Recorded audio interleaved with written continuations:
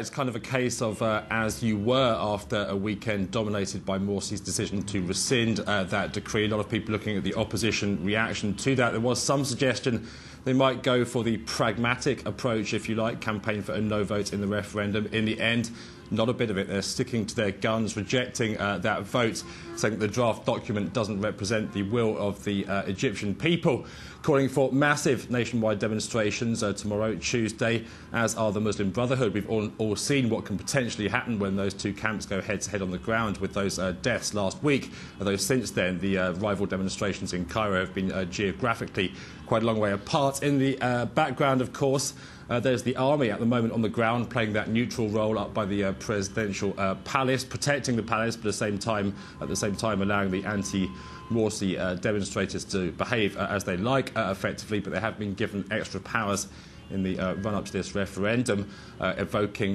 memories of martial rule, which, let's not forget, a lot of people on both sides of the equation were out protesting against just a few months ago. Now, as we head towards this referendum, Chris, the country's looking even more divided than ever now. That's right. The referendum's kind of the latest battleground on which the divisions which have been evident in Egyptian society since the fall of Hosni Mubarak is being fought on the liberal, secular, leftist opposition side. Their argument effectively is that, look, we started this revolution. The Muslim Brotherhood and their allies have slipped into the void that it created.